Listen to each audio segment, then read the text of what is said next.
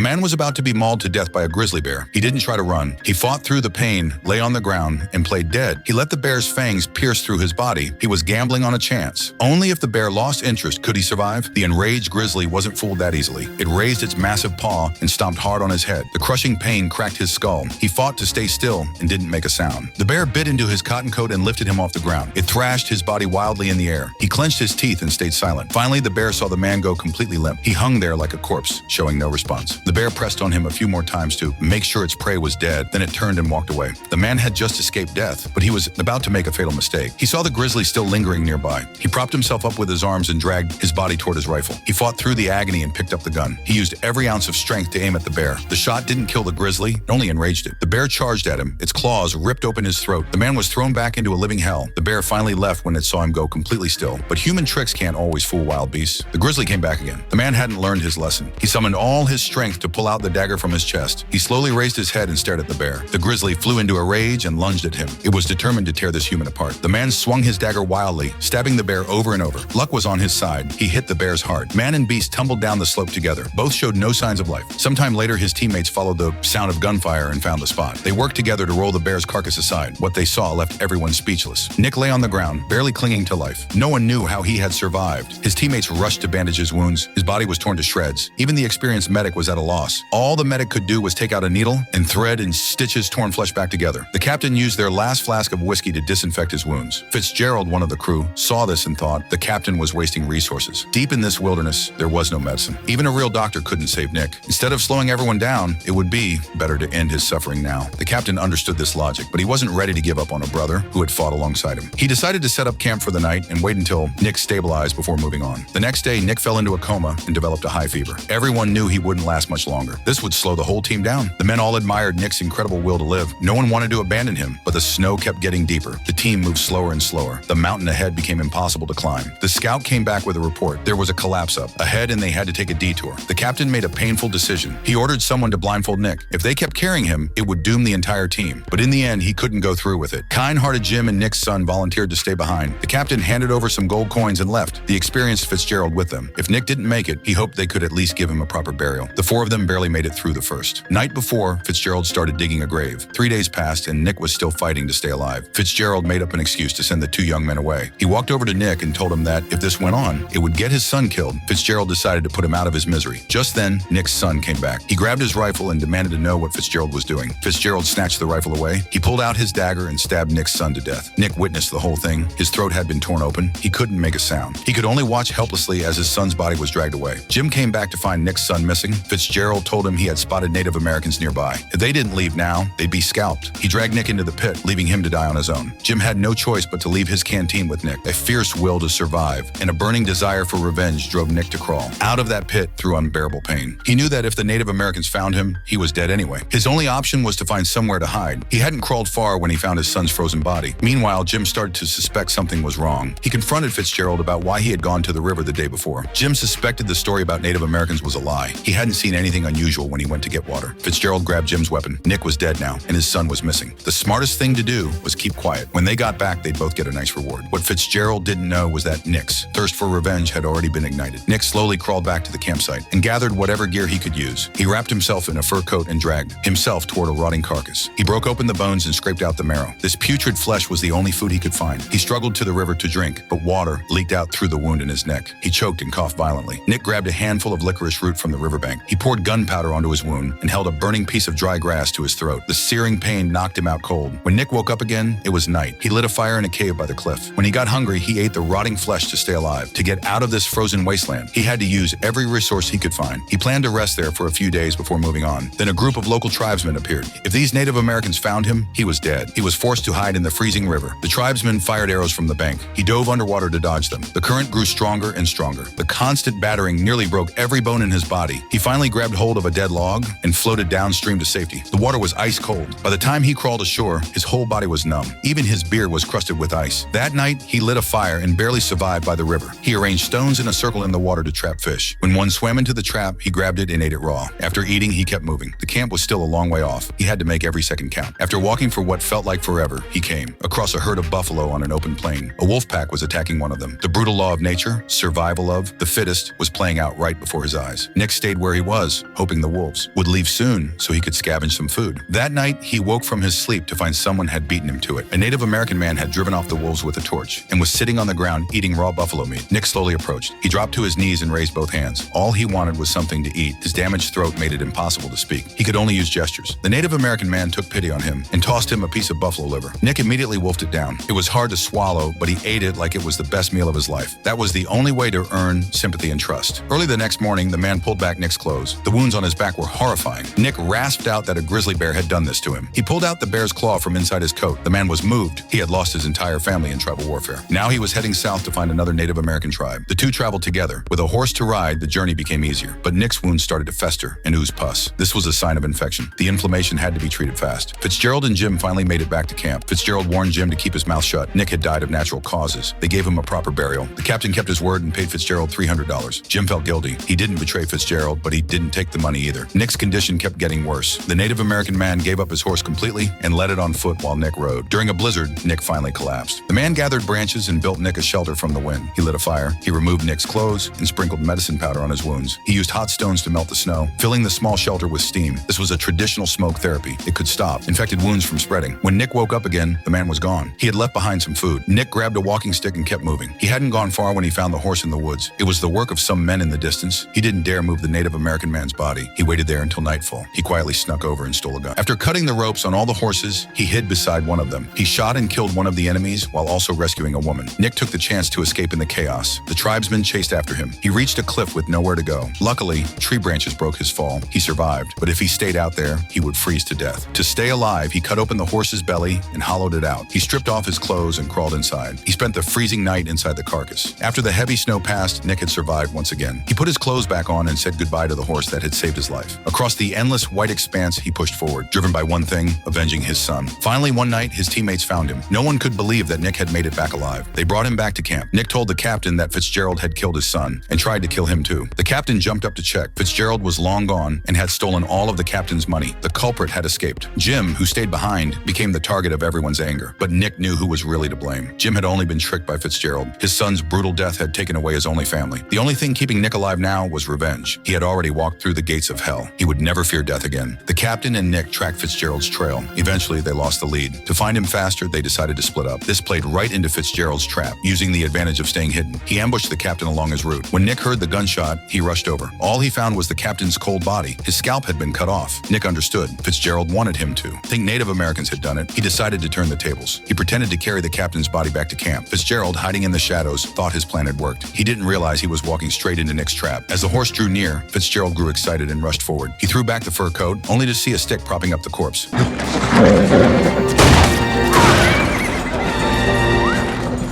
Wounded and out of strength, Fitzgerald had no energy left to run. Nick caught up to him quickly. After a brutal fight, Fitzgerald took multiple stab wounds and collapsed. Nick had finally gotten his revenge, but after it was done, he felt nothing but emptiness. This movie is called The Revenant. Leonardo DiCaprio won the Golden Globe for Best Actor for this role. If you're into intense, detailed filmmaking, go watch the full movie. It won't let you down.